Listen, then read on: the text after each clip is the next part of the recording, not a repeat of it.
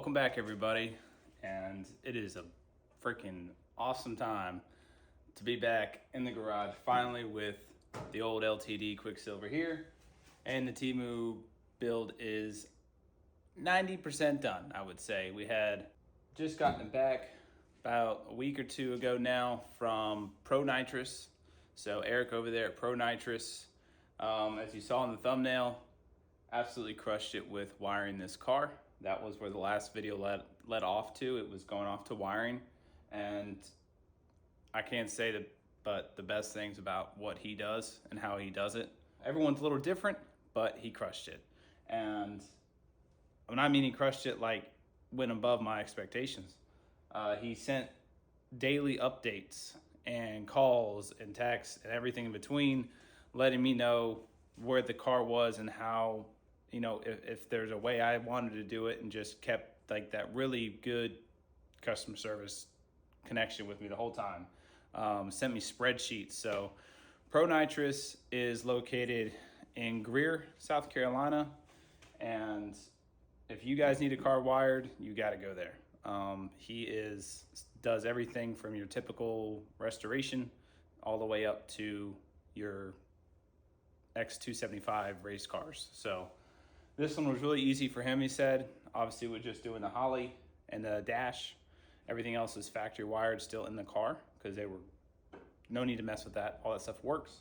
And he said he had absolute blast. He loved the car. Kind of wanted to keep the car, but maybe future down the road, if you're watching this, there's a price on it. Just to give you guys a quick rundown, and then I will get to firing this car or showing you guys clips of it firing off, because we have a little bit of a predicament. But just to show off a little bit of his work and everything, originally when I sent him the car itself, there were things on here like the coil pack wires, and he actually shrunk everything down to make sure it all fits. And not only that, but make sure it fits in a clean fashion and manner. So he had made up his own connectors. Everything is Deutsch, so weather pack connectors. We love to see that stuff.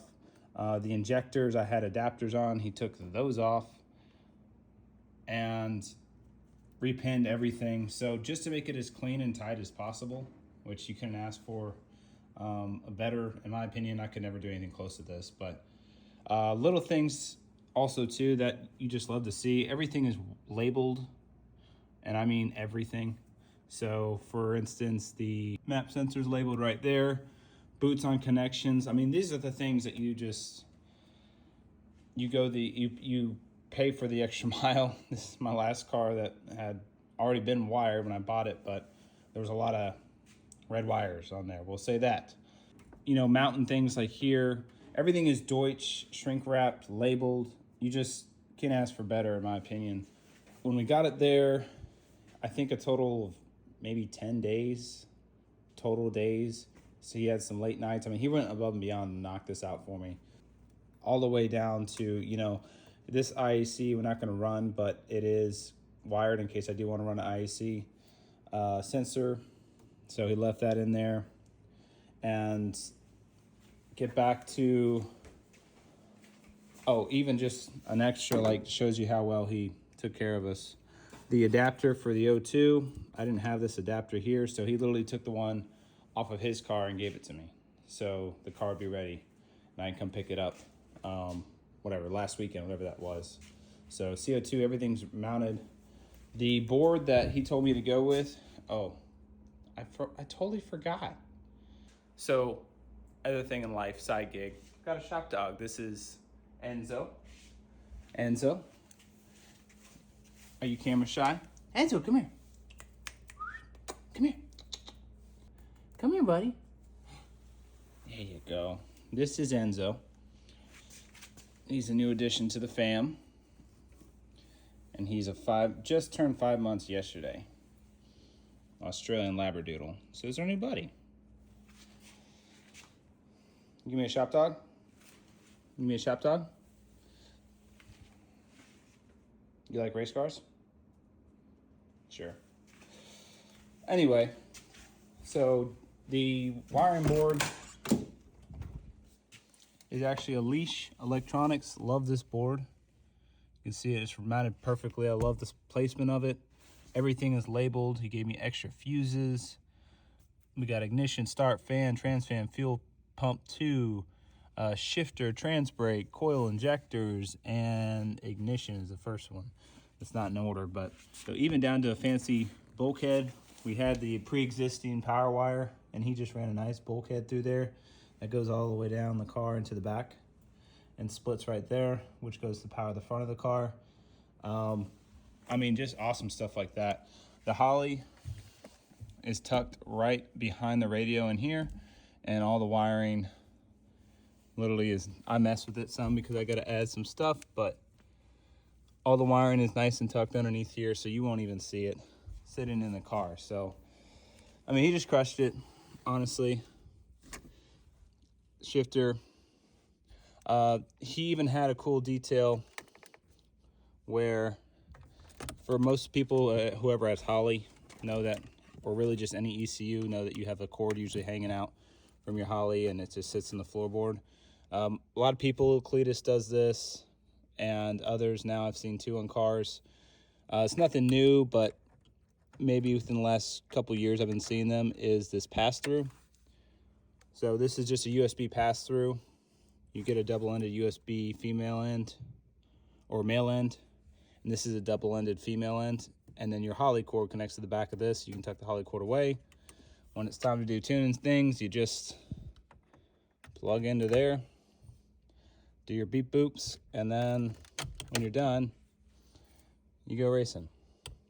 You leave this outside the car, so keeps you everything just little touches like that. I am going to add the one sensor because I ran out of resistor inputs. Is a oil temp sensor, so I just got a oil temp gauge, and that's why this gaping hole is right here, which I have to clear right here, so I'm probably going to move it down some. Got some board on the way. And then I added this too after the fact. This is just charging ports for USBs and stuff. I was running the old switch panel originally because I didn't know how the car was going to get wired, which was this one right here. And since the Tinker Dash, which he said he absolutely loves, I'll show you that in a second, controls all of these things that were going to be like water pump, fan, auxiliaries, USBs. So I guess I have a panel for whatever next project, or if someone wants it, holler. But yeah, and we'll go to the other side of the car real quick. I want to show you the Tinker Dash and also what he did with the buttons too. That was pretty cool. So on the buttons that I had originally, there was a 2-cord setup, and simple is better in my opinion. I just told him to wire the car like he would. So he did his thing, put boots on these little $8 DIY buttons and a quick connect on there. So it's one wire now. And that was really neat in my opinion. So just little stuff like that. I wouldn't know. I don't wire cars every day or like ever. So you can see the dash right here. I can move this back out of the way. So I went ahead and customized this dash. I'll turn it on for you again.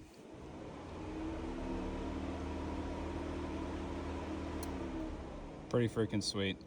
You have everything that you can imagine for customizing this dash. You just take a little SD card out of here, or maybe it's on the other side, and put it into your laptop, and then you can use Canva to make your own custom display like what you see there. So it's pretty cool. Got the main parameters on here. The only thing I don't have, or I changed it right now, I need to go back in the change it. It says oil temp, that's actually fuel percentage, so I will make that change eventually once the car is running. But this dash, I need to do a whole video on it. I like pretty much between these displays, there's 4 and then a 5th one's a custom one. So there's different packs online. Tinker's the best. Got the GPS mounted, so we will have odometers. As you can see, there's 2 miles on this car right now, or this setup. So everything is pretty much dialed in. I just have 2 of these set up. I like this one because it has my gas right here, and then your boost, target boost, all that stuff. So pretty sweet. Love the dash setups. If you guys haven't seen Tinker Dash, check them out. They're way cheaper than Holley and way more customizable. I'm gonna let you guys listen to the videos. I just got it running. I'm super pumped. No, I haven't been into boost yet. Did a break-in oil change and then ran into a problem. The transmission looked great when I got it.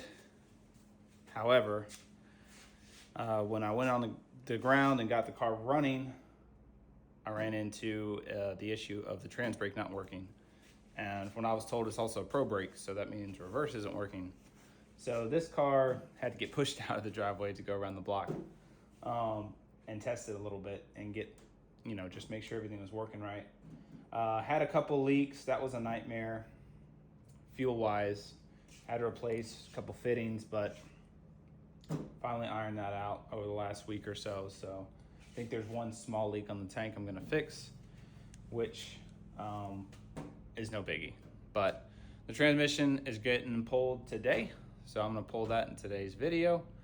That should be handled relatively quickly because I got a local buddy who's gonna take care of me. And I appreciate the guy, you know who you are, if he's watching this. And then we should have reverse again. That's the idea. So, super stoked. I want you guys to listen to the video of me trying to fire it off and then running, whatever. And then we're gonna get to pulling the transmission because it's starting to cool off. It's nice. I would like to get some miles on this platform, this Temu build. The turbo sounds great, and we'll just like to enjoy it before it starts getting cold for the winter. Here's a video real quick of it firing up. Let me know what you guys think in the comments down below.